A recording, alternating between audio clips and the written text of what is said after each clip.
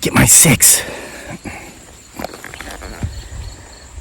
What's up, everybody? Welcome back to Homesteading Off the Grid, the most popular homesteading channel on the entire internet that has absolutely nothing to do with homesteading. If you're new to the channel, Get My 6 means watch behind me. You never know who or what you may or may not see in the background of these videos.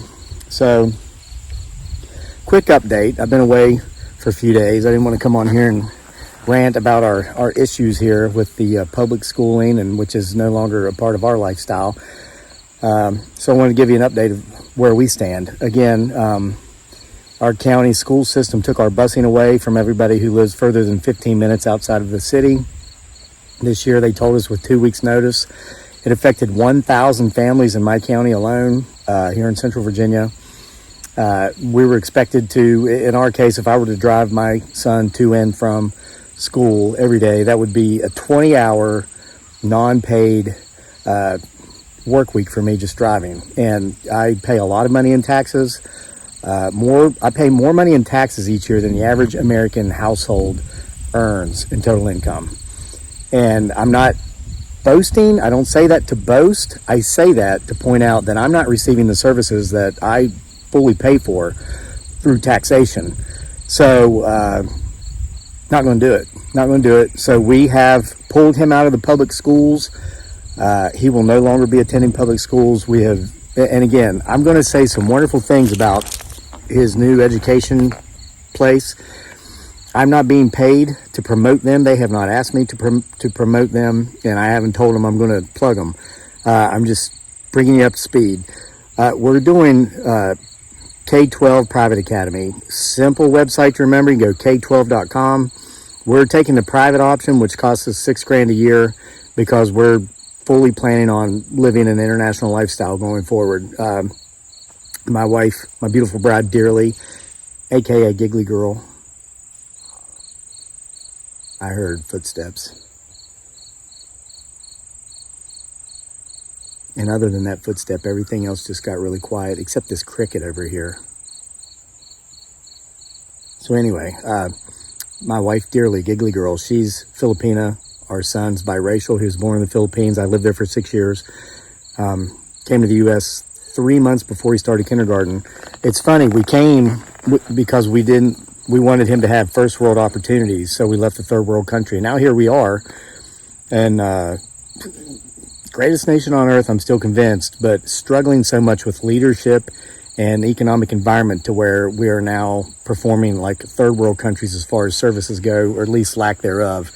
I didn't want to have to figure out how to get my kid to school in the Philippines, living X amount of minutes away. So now here I am, 7 years.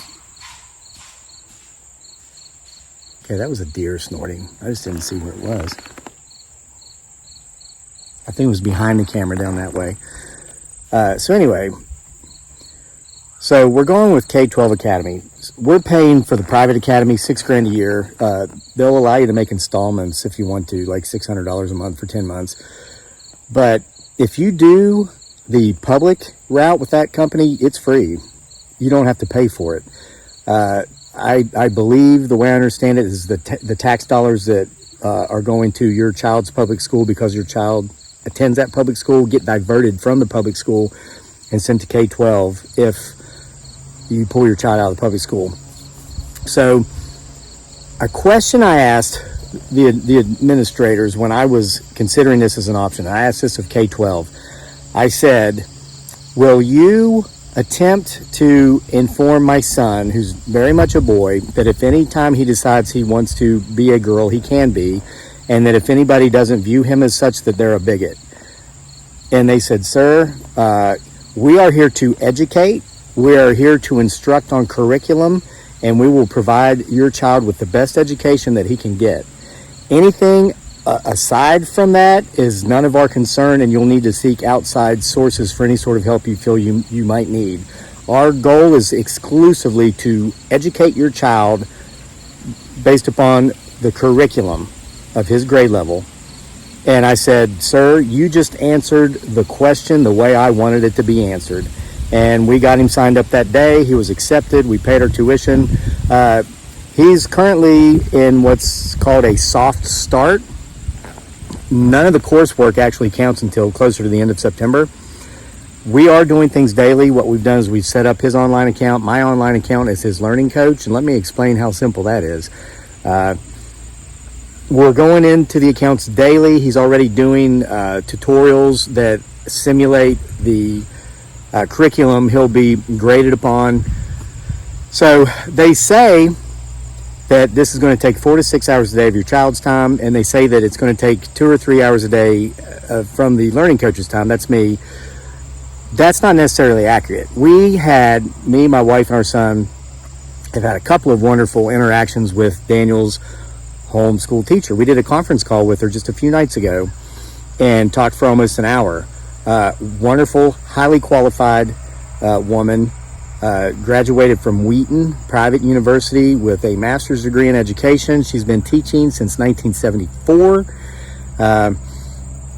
She has 2 children in their mid-20s who she homeschooled until they were in 8th grade, and then she went with private academy, probably just a K-12, maybe the free option. I don't know the specifics with that. So she explained to me this whole teaching coach thing is really you're more or less a test proctor. She assured me that even though she's sure and I'm sure I could instruct, I don't need to. Basically, it's my role to make sure that my son Daniel is not, while he's doing his work, while he's not on his iPhone watching YouTube, or he's not on a tablet playing a video game, that he is engaged in the instruction. He's watching the videos, reading the books. They mailed us the textbooks. He's got 4 core classes: English literature, history, science, and math. And they sent us some of the soon to be required reading material. He's going to be reading The Hobbit, and that's part of the package. So she told me that once we become proficient and efficient with the system, in reality, Daniel will probably be spending 2 to 2.5 hours a day on curriculum. Now, she recommended taking breaks, like do your math, take a break. Do your science, take a break. Do your English lit, take a break. Do your history, take a break. But she says total time, that might take 4 hours because of the breaks, but total time on curriculum is probably 2.5 hours. So her children did this, and they're in their mid-20s. One is a doctor, and we have a lot in common. She lives in Olympia, Washington. I deployed with the Washington Army National Guard in 2008, 2009 out of Olympia. That's where our units, our battalion headquarters was. So I'm familiar with the area. I spent 6 months at Fort Lewis when I got back from Iraq in the Warriors in Transition Battalion. Civilians would know as Wounded Warriors, surgery, rehab, that kind of stuff after war. Turns out my son's homeroom teacher's son is a trauma brain doctor at Fort Lewis on the civilian side as a contractor. And her other child has a PhD. So she's got an MD and a PhD, and they went through this program. Homeschooling, they never stepped foot in a public school. And we talked about the benefits of not being held back by kids who, and it's not necessarily that they're not as intelligent as ours, but they're just not as driven. They're not as ambitious. Maybe they have discipline problems. For example, we all know kids aren't supposed to be using their cell phones in school, their iPhones in school, right? My son has multiple friends who have been texting him throughout the day from school. They've started school. Here's these kids, and that's the kind of crap. And some of these kids, they're the ones that he used to be a little chatty catty with in class and fall behind on his grades until I had them separated.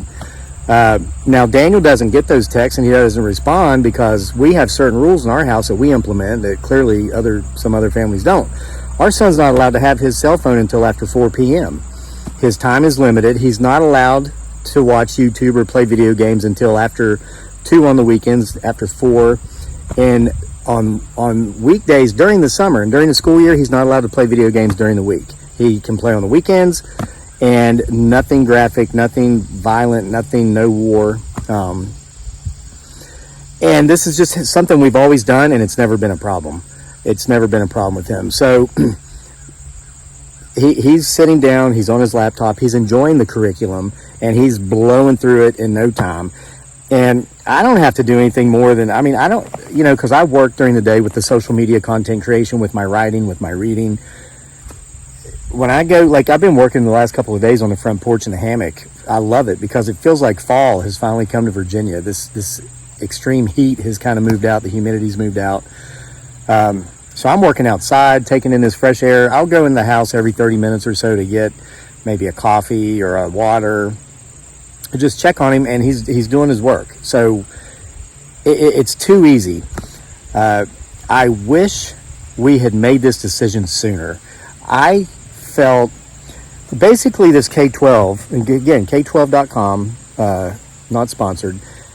It's like the benefits of homeschooling your child without having to go through the rigmarole of becoming qualified to homeschool your child. Because at any given time, if Daniel's struggling with some of the content and I can't figure it out or I don't understand it, or if I don't want to take the time to because I've got something going on with work, we can schedule an appointment with his teacher anytime. She is available anytime. And again, we talked to her about how at some point in the near future, we might spend the winter in Southeast Asia. And no, not just the Philippines. Mostly in the Philippines, which is our home away from home, from the Charlottesville area. Unless we're there, then Charlottesville's our home away from home from there. But we're going to go to Malaysia, Singapore, Thailand.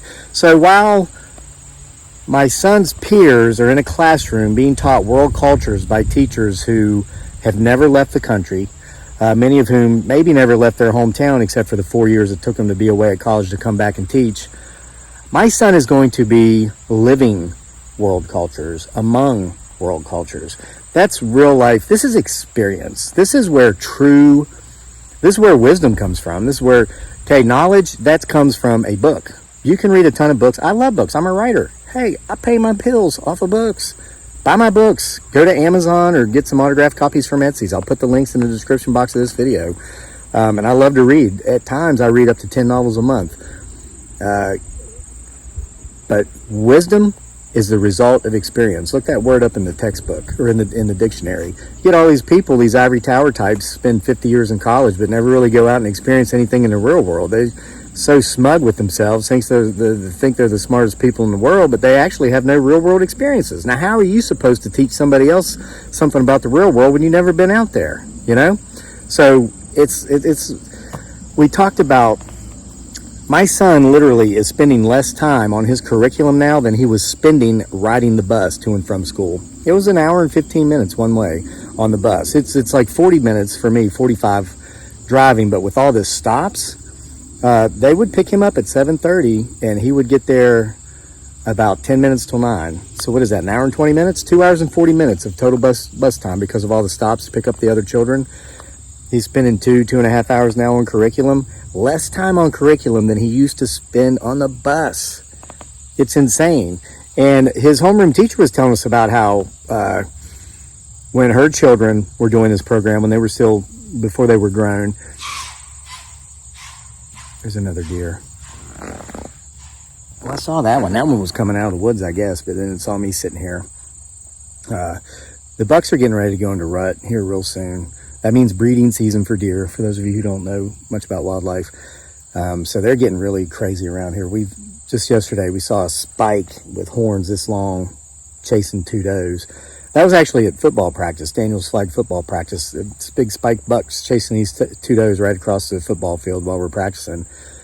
So anyway, they would plan vacations for weekdays, middle of the week during school and business hours because everybody else was at school and at work. For example, we live in Virginia. We made the rookie mistake once of going to Colonial Williamsburg Busch Gardens on a weekend, our first summer here, because at that time, before our son was in school, I never paid attention to what day of the week it was either because of the work I do. It doesn't matter. It was Saturday. You would stand in line for 45 minutes to ride a 3-minute ride. Well, we went back on a Thursday in October. There were no lines. It's like you had the place to yourself. There were several, of course there was other people there, but not enough to cause lines of any time-consuming length.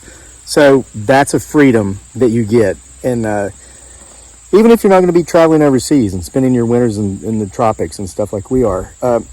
If you live in Idaho, you can get your kid in K12.com, do the public version. It's free, and you're not wasting your life away in the meat grinder, in the system, the broken system that's been broken for a long time that we found during COVID, I'm convinced, is now obsolete. This concept of brick and mortar schools, brick and mortar traditional teaching, it's obsolete.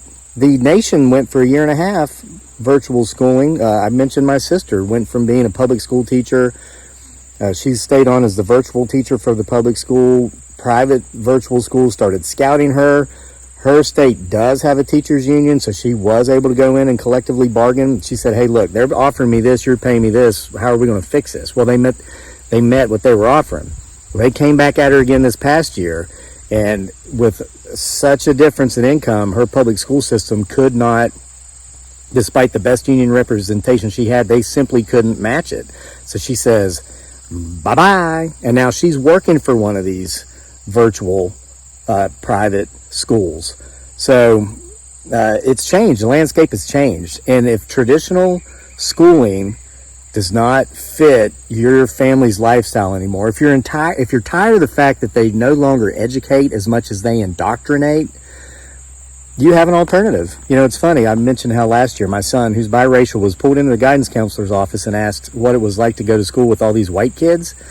I found out recently from somebody in the know within the system that what was going on with that, because they were doing that with all these biracial children at this school, to the point to where I didn't know about it until I Googled it after hearing about it. A lot of these parents banded together and attempted to sue the school system because they felt that the school system was trying to convince their biracial children that they were victims because of the half of them that was a person of color, and that they were being mistreated by Caucasian children when they weren't, and they didn't know how to get it to stop without filing a lawsuit. Now, turns out, I found out, the reason the school was doing this is because there's this huge grant out there given by Bill Gates, Jeffrey Bezos, and all these, that public schools can receive, and it's based upon the integration of equity. Minority students that identify as different genders than they were born as, all this stuff.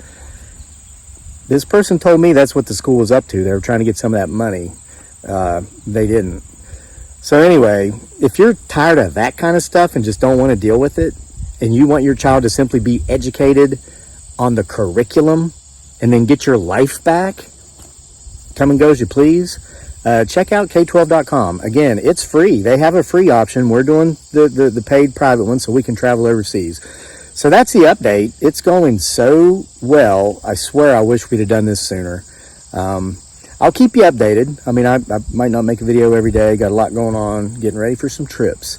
But I'll keep you updated and let you know how it goes. So hope you enjoyed this video. Like, subscribe. Make sure to go over to Facebook and support us on our Sick Twisted Humor page. And, of course, my wife, Dearly, has a YouTube channel. It's called Life with Dearly. And she runs our Facebook Homesteading Off the Grid page. So support all that stuff. Buy the books. Thank you for shopping on Amazon through our Amazon affiliate link, which is in the description box. We do receive commissions every time you go through there and buy something. You buy our groceries every month. You pay our grocery bill through Amazon affiliate marketing. We appreciate you, and I hope to see you for more next time.